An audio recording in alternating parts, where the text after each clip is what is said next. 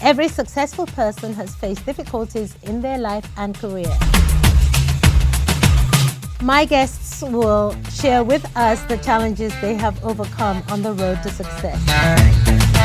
Every week we'll follow their story right here in Life with me, Patti Boulaye.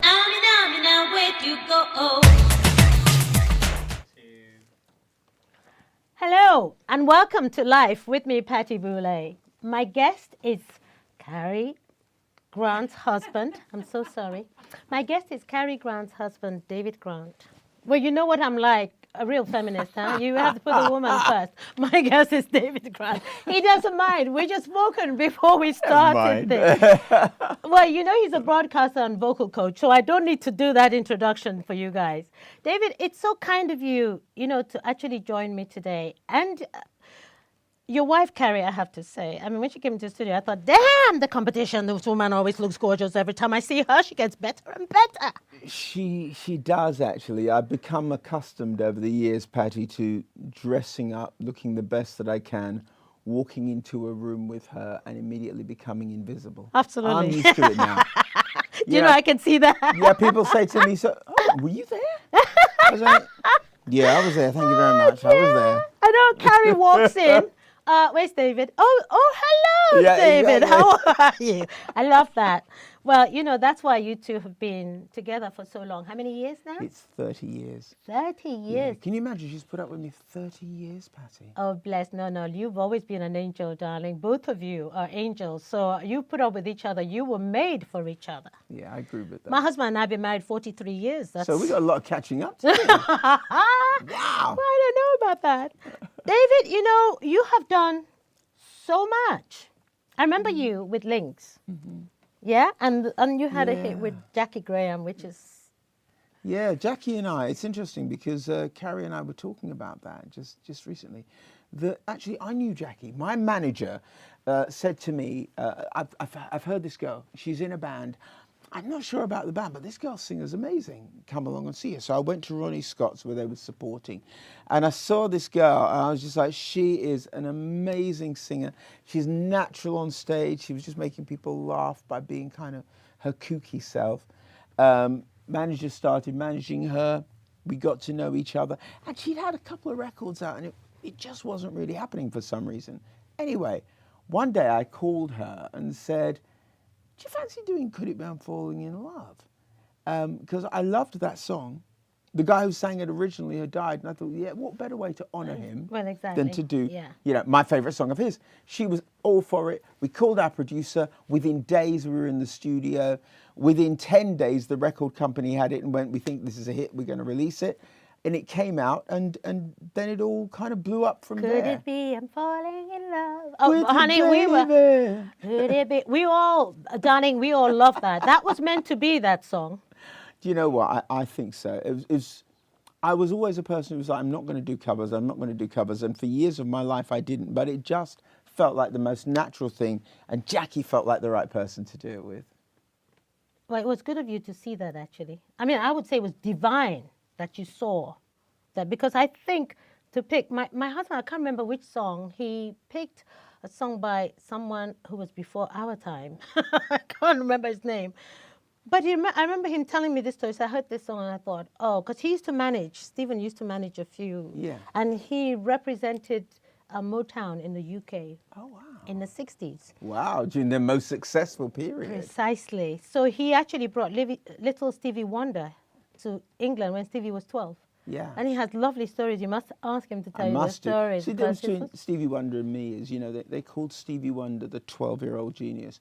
They called me the former 12-year-old genius.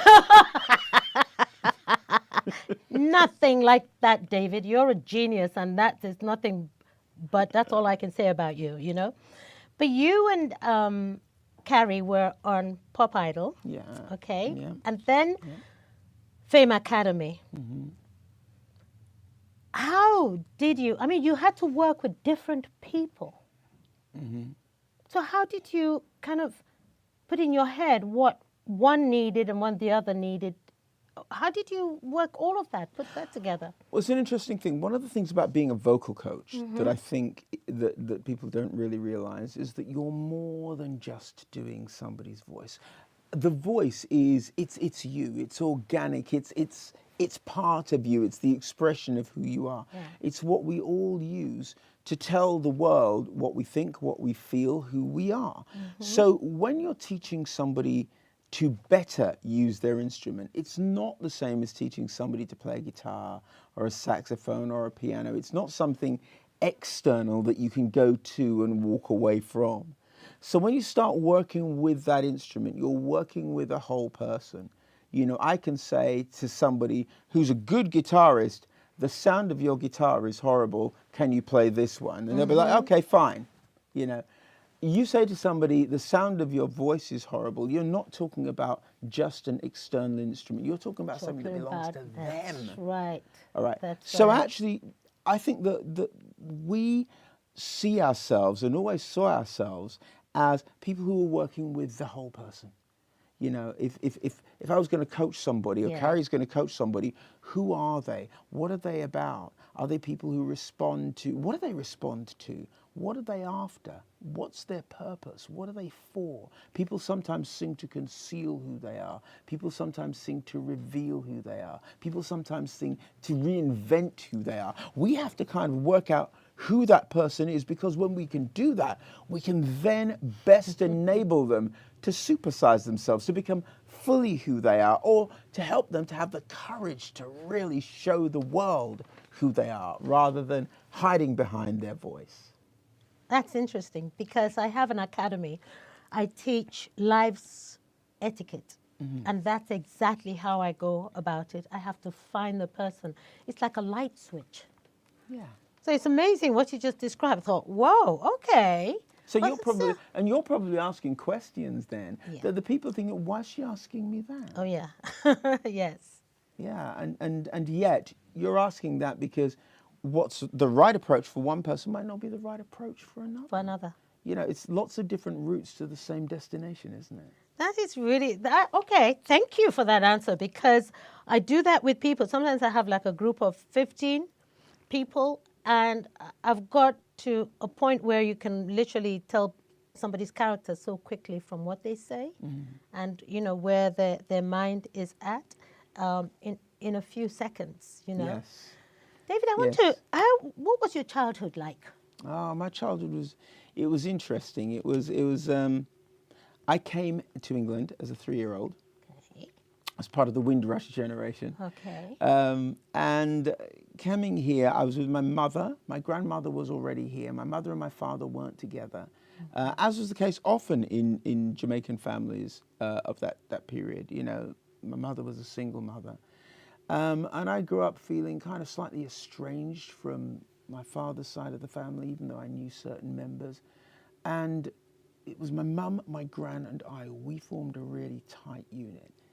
The downside of that, I think of it now as a small downside, is I didn't have a male role model. Okay. The upside is that I think it gave me an understanding and a real appreciation of the strength of women, of the fact that even in an age, and we're talking back in the 60s and the 70s, where women weren't considered equal to men, not in law, not in employment, not in education, not in the expectations of women. Women had a much harder fight to reach the same levels as men. But I was able to see every single day an object lesson in the strength of women. But I tell you what, well, you took that strength.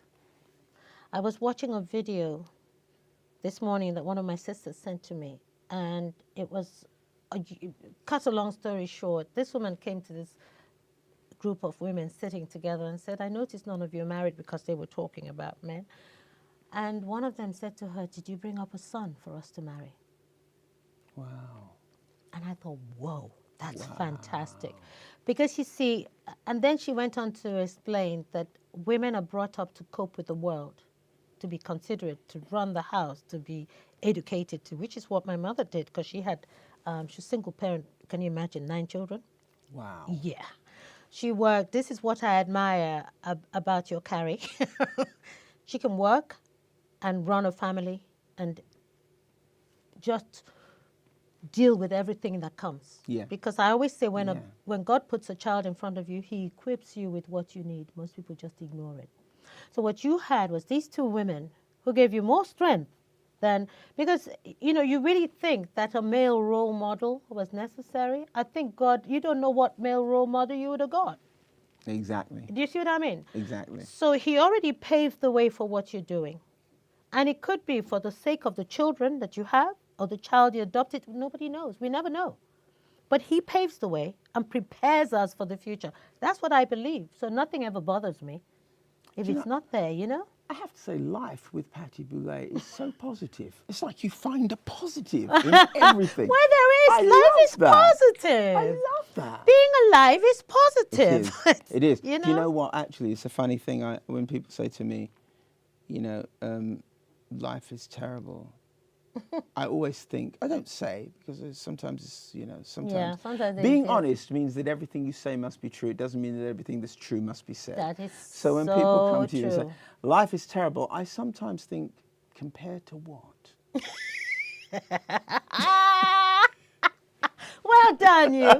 Do you know, it's funny when someone says to me, oh, it's so dreadful that this can't happen, that can't happen. They want everything laid out on the plate. The trains don't work. I said, I'll give you 2 days in Nigeria.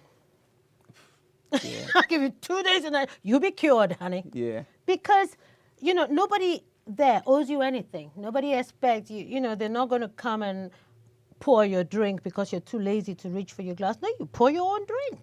You know, because we are a very populated country. We're heading up for 200 million, for goodness sakes. Wow. It's a You lot know. of people. Yeah, but it's a big country. It's very big. You can get Britain into there about 4 or 5 times, I think. I know this is your show, but can I ask you a question? Mm-hmm. Do you think, I mean, you've had sort of like 40 years Yep. plus of success. 48, 49. Wow. Okay, so almost half a century. Do you think that having the hard times has given you a greater appreciation than you would have had Oh, gosh, if it had been yes. plain sailing from the beginning? Oh, yeah. I mean, my middle name is Hard Time. As in, you give people a hard time? No. I'm only Life joking. tests me all the time. Because, you know, I grew up in the Biafra Really? genocide. Before Yeah. You were there during that whole yeah. civil war? Yeah, thing? yeah. Yes, you know, it gave me an appreciation of how fragile we are. Okay, life is. And it gave me an appreciation of there must be a reason why I survived that onslaught. So, yeah, I think when things go smoothly, I have a habit of worrying. I'm thinking, okay, what have you got planned now? What's going to go wrong? What's coming? What's around the corner? But if things are hard, then I feel there's a blessing at the end of it. That's interesting, isn't it? That's really interesting. That means Yeah. that you approach hardships positively. Oh, yeah. Yeah. You know, I mean, you say to me, you can't. Oh, I'm going to do it. It's the Royal Albert Hall. When my husband and I formed this charity, you know, I went to Africa to visit Africa, it was the first lady that invited me, the then first lady, to help with her charity. But I was very disappointed because I was expecting her to look after 1.2 million or 2 million children. She was looking after 14, so I was very disappointed. 14. And so my brother said, let me show you what's happening here. So he took me to a village 2 hours away from the capital, and there were 60 babies looked after by this little village doctor. She'd rescued them from being buried alive, okay, because they were HIV positive, yeah. Well, I know, sometimes people say to me, oh, that's shocking. I said, it isn't. They don't have virus in their language. We don't have virus. We don't know what immune system is. So when HIV came, all we saw was something that kills you. Yeah. And therefore, the witch doctor says if it kills you, it's evil. Yeah. So if the doctor says your child is HIV positive, you know, they immediately go to the witch doctor to help. And of course, he makes amends by telling them, well, this is an evil spirit. That child will affect the rest of the family. If you don't bury it alive, you've got to contain the spirit. So of course, what mother can bear to bury her baby alive? So they abandoned the baby in the forest. And so these were the lucky ones that were kind of rescued by farmers and hunters, you know. So for me, when you look at that kind of issues, because I came back to England and thought, what kind of career have I got when this can happen in this world? So I put my career aside. It's kind of like, nobody was important to me. No one. President, prime minister, in a world where babies can be better, nobody was important. So I came back, I said to my husband, I've got to save these babies. So we started the charity support for Africa. And I took on the role of it all. And he said, you can't have it here because it's about AIDS, it's about Africa. And I thought, oh, and she made the mistake and said, oh, well, you see, there are other places like Fairfield Hall. I said, I'm having it here. I hold the record for filling that place without a committee. Seriously, 5,500 people, 3,000 gospel singers. God is good. I say it again, God is good. Honestly, we had Cliff Richard, we had Gabrielle, bless her, was there to support us. And we've built 5 hospitals and a school. And how long has this been going? It's been going since 2002. And how often do you do the Albert Hall? Oh, no, I did 3 years and it almost killed me. Really? I stopped. Hey. It was 18 hours a day. But you're not at the Fairfield Hall now. No. I gave that one a miss. David, I want to talk to you about family. Because what you and Carrie have done, it's awe-inspiring. What you have done is awe-inspiring. You have children with special needs, and yet you went and adopted a child. Yeah. What made you do that? I think that when we had children, prior to having children, we had this little plan, like you do. Like, you know, you get together and you realize you're going to stay together and you say, hey, would you like to have children? Yeah, I'd love to have children. How many would you like? Oh, I'd like to. We can have a girl. Yeah. And, you know, I had my dream. And my dream was that I'd be sitting in a restaurant somewhere with Carrie and with our children. And I would be able to say, see these children? See these? This is how children are supposed to behave.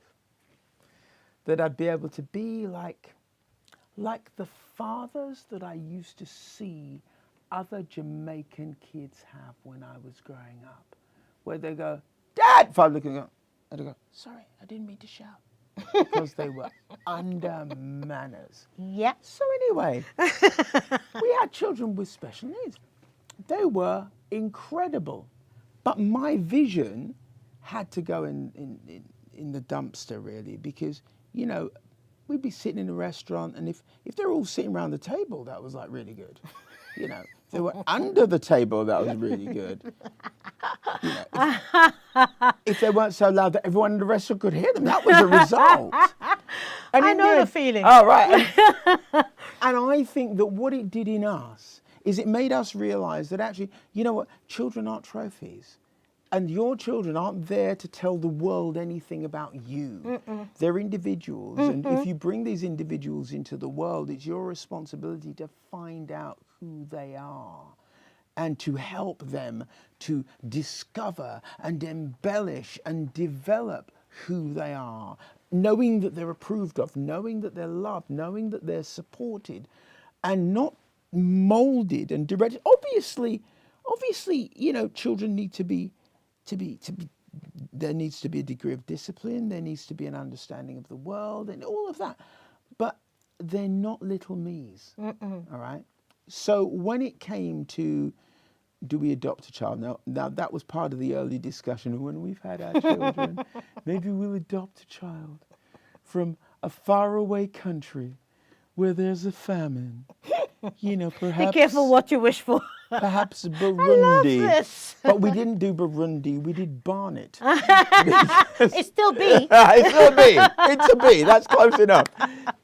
We had a friend who is a fosterer, and she reminded me of the fact that I had mentioned this in conversation with her. And, you know, it's like me and my big mouth. And there was a child, and we took a philosophical decision, first of all. Philosophically, were we prepared to share our love with another child? Well, the answer was yes. That was an immediate. practically, is it something that we felt that we could take on? That's what we had to look into. And what I love is that Carrie had an opinion, but she said to me, I'm not going to tell you my opinion. I'd like to know yours, because we both got to be on board with whatever we do, whether we say yes, whether we say no. And we were both yes. And I believe that, you know, what you need to adopt, what do you need? You don't need a big house. You don't need a lot of money, but you need a big heart. Yeah, you need a big heart. And if there's enough love, then what you're basically saying is, here is somebody, I would like you to be a part of our family. I would like you to share our love. I'd like you to be one of us. And that's it. And you know what? That child brought great gifts to you too.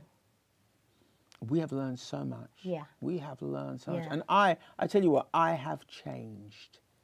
I really think I've changed positively. I knew, man, before I was a dad, I knew like 3 facts about parenting, and they were all wrong. You know what they say? Listen, if you want to make God laugh, tell him your plans. Exactly. You know, I keep saying to my children, please don't make plans. Yeah. Don't keep saying, I'm going to do this, I'm going to do that. Just say, by God's grace. Yeah. Because you get, you know, I have to say that both of you are angels, you and Carrie. Well, do you know what she is? No, you are. You are also. Both of you are angels, and I say it not to flatter you or anything. I say it purely from the Spirit, because you both, I just admire you so much, and that's why you are so blessed and will continue to be blessed. Oh, from your lips to Thank God's you ears, so much. Patti. Amen. Amen. You know, everyone out there, you've listened to what we have discussed, and oh boy, don't you want to be this special? You want to be like David and Carrie, I promise you, especially when it comes to parenthood, because we're just caretakers of our children. They don't belong to us. We're all individuals, and all they need is to feel your heart and to be loved.